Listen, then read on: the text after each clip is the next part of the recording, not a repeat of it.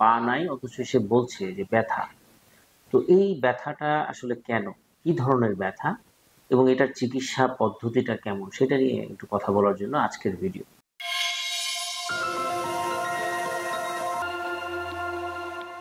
আসসালামু আলাইকুম প্রিয় দর্শক, সকলকে স্বাগত জানাচ্ছি। আমি ডক্টর মোহাম্মদ আহাদ হোসেন, ব্যথা বিশেষজ্ঞ এবং ব্যথা চিকিৎসায় আপনাদের সাথে কাজ করছি বাংলাদেশ সেন্টার ফর রিহ্যাবিলিটেশন, কাঁটাবন, ঢাকায়, এবং একই সাথে ইবনে সিনা ডায়াগনস্টিক সেন্টার, লালবাগ শাখা, ঢাকা। প্রিয় দর্শক, আজকে একটি গুরুত্বপূর্ণ বিষয় নিয়ে কথা বলার জন্য আপনাদের সামনে আসছি। সেটি হচ্ছে, আপনারা বেশ কিছুদিন ধরেই আপনারা একটা ভিডিও ফেসবুকে দেখেছেন যে আসলে কোনো এই যে আমাদের যে ক্রাইসিস মোমেন্টে গেল, দেশের যে গণ অভ্যুত্থান, এটার পরবর্তী একটি ছেলে, তার পা নাই, অথচ সে বলছে যে ব্যথা। তো এই ব্যথাটা আসলে কেন, কি ধরনের ব্যথা এবং এটার চিকিৎসা পদ্ধতিটা কেমন, সেটা নিয়ে একটু কথা বলার জন্য আজকের ভিডিও। মূলত এই ব্যথাটি হচ্ছে, এটাকে একটি ইংলিশ বা মেডিকেল টার্ম আছে, ফ্যান্টম লিম্ব পেইন। এটাই হচ্ছে এই এই ব্যথার বৈশিষ্ট্য। সেটি হচ্ছে যে কোনো একটা লোকের হাত বা পা কাটা গেলে পরবর্তীতে সে এটা থেকে ব্যথা অনুভব করে, এবং সে দেখবেন হাত নাই অথবা পা নাই, সে পায়ের সেই মাথায় দেখা দিচ্ছে যে ওখানে আমার চুলকাচ্ছে বা ব্যথা হচ্ছে, এরকম একটা অনুভব হয়। এবং এটি বেশ কিছু কারণে এটি সম্পন্ন হয়, এবং এই জায়গাটিকে বলা হয় ফ্যান্টম লিম্ব পেইন। এটি একটি মেডিকেল টার্ম।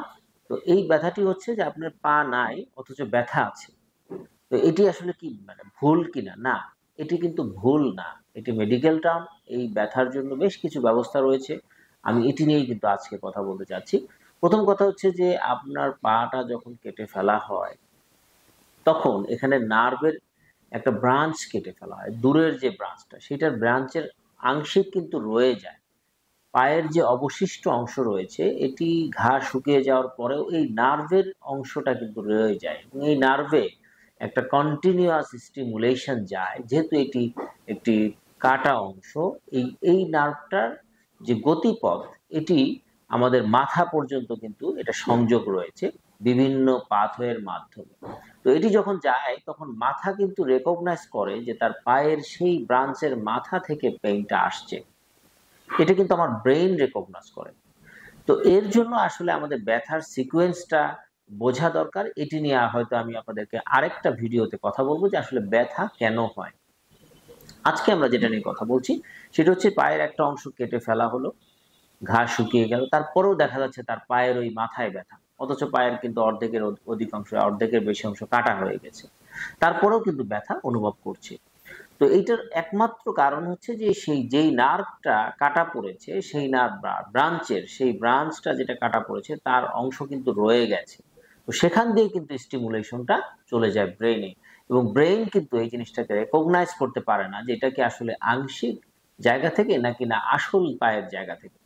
প্রাথমিক যে রেসপন্সটা ছিল, সেই রেসপন্সটাই ব্রেইন কিন্তু রিক্যাপিচুলেট করে।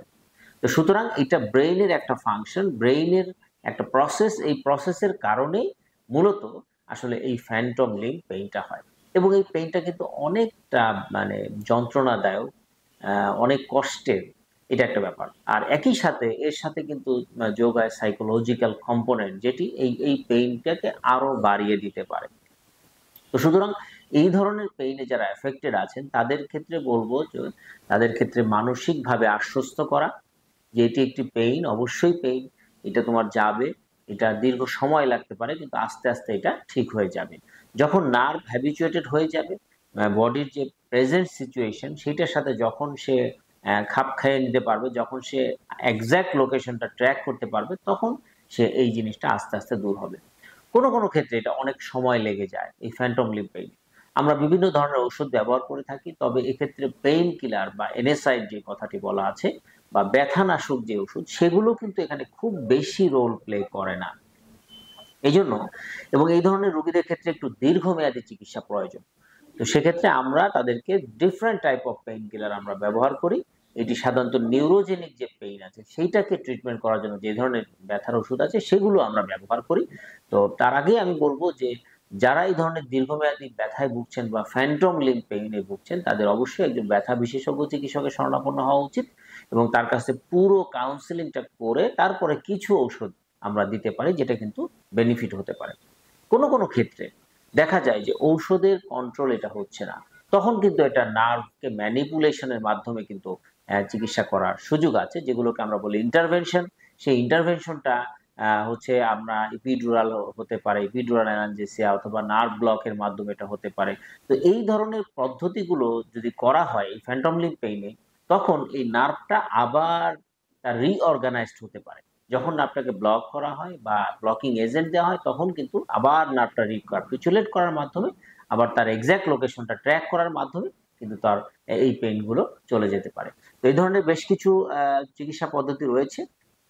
তো আমরা প্রথমেই বলবো যে এই ধরনের পেইনে যারা ভুগছেন তাদেরকে ব্যথা নাই এই কথাটি বলা যাবে না, বরং তাদের অবশ্যই পেইন আছে এবং সঠিক পেইনের চিকিৎসা করতে হলে ব্যথা বিশেষজ্ঞের শরণাপন্ন হওয়া এবং একই সাথে তাদের সাথে সাইকোলজিক্যালি তাদেরকে সাপোর্ট দেওয়া, এটি একটি বড় ভূমিকা হতে পারে যারা আশেপাশের লোকজন আছে। এবং সঠিক চিকিৎসাটা নেওয়ার জন্য আপনাদেরকে অনুরোধ জানাবো।